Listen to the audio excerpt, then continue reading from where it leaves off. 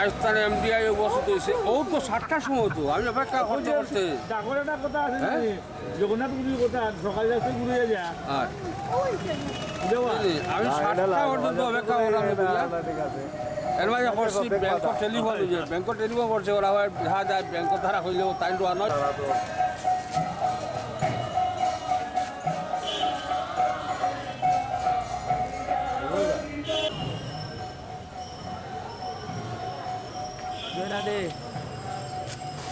Radhe Radhe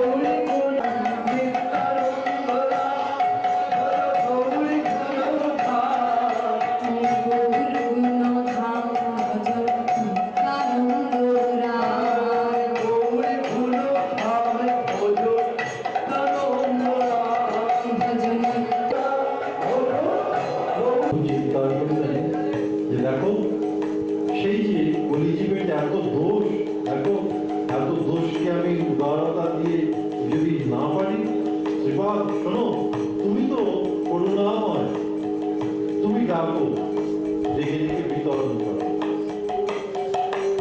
Lahiri Lahiri Lahiri Suzuki Nitai ডাকিনারে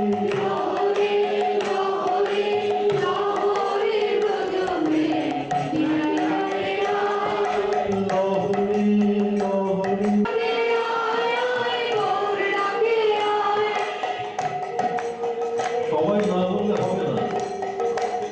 বাড়ি থেকে এতটা ঘুরে ফিরে এখানে এসেছেন, এসেছেন যখন পুরো প্রাকৃতিক গান। নিতাই নাম নিলে গৌর কৃপা হয়, আর গৌর কৃপা হলে বুঝে যেতে সময় লাগবে।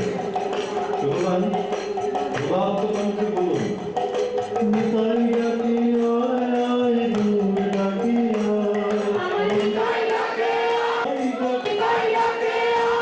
আয় গৌর ডাকি আয়, নিতাই ডাকি আয় আয় গৌর ডাকি আয়, লাহরি সুজুকি নিতাই ডাকি আয়, লাহরি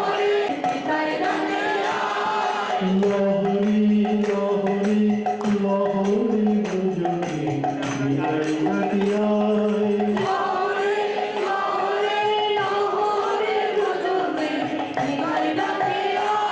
ওই ব্রহ্মার জন্য সেই বিধান বৃন্দাবনে, ওই বৃন্দাবনের প্রেম দর্শন করে ব্রহ্মা প্রার্থনা করেছিল, প্রভু বৃন্দাবনে এত প্রেম, এক কাজ করো, বৃন্দাবনে কোনো এক অত্যন্ত স্থানে আমাকে একটা তৃণ করে দাও, আমি সেখানে অবস্থান করবো, আর এই তোমার পরিবর্তে ওই চরম রেণুকে অভিষিঞ্চিত হবো, তাদের যদি কিছু প্রেম আমি লাভ করতে পারি। ভগবান বললেন যে না ব্রহ্মা, বৃন্দাবনে তোমার স্থান নেই। সেই ব্রহ্মা দুর্লভ প্রেম নিতাই যান কি করলেন না, সেই প্রভু তুমি ওখানে দেবে না বলেছিলে, এখানে আর আমি পাত্রাপত্র বিচার করবো না, যে চাই তাকে প্রদান করবো। এই ব্রহ্মার দুর্লভ প্রেম,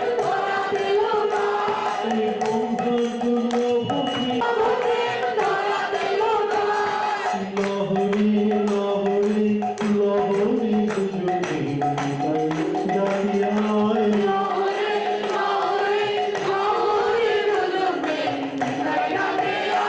শ্রী শক্তিপুর ডুবু ডুবু নদী ভেসে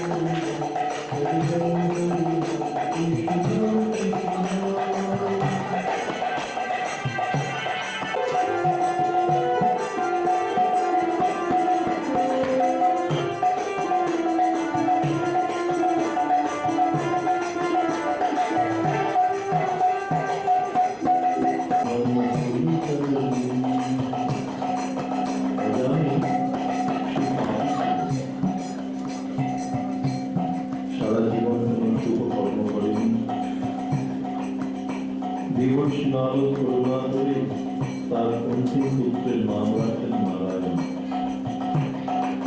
মৃত্যুকালে যমুনাকে দর্শন করে লাভ চিৎকার করল নারায়ণ। নারায়ণকে সে ডাকেনি, তার সেই কনিষ্ঠ পুত্রকে আহ্বান করেছে, কিন্তু বৈকুণ্ঠ বলতে তিনি করুণা করলেন, বিষ্ণুদূতকে পাঠালেন। যমদূতের কাজে গিয়ে বিষ্ণুদূত বলল, শোন, আমার দুপুর নামের মহিমা তুই জানিস না।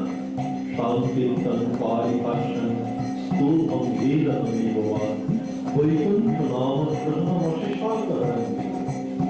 সংকেতের দ্বারা পরিহাস করে, লোভে করে, অবহেলা করে যেভাবেই আমার প্রভুর নাম নিস না কেন, শ্রেষ্ঠ প্রাপ্তি হবেই। যমদূতেরা ফিরে গেল, অজানে প্রভুর নামের সেই মাহাত্ম্য শ্রবণ করে বৈষ্ণব হয়ে গেল, সমস্ত পাপ থেকে মুক্ত হল। অন্তিমে সেই বৈকুণ্ঠ থেকে রব আগমন করল অজামিকে নিয়ে যাওয়ার জন্য। অজামি পরমানন্দে সেই নারায়ণের সেখায় বিপুল করে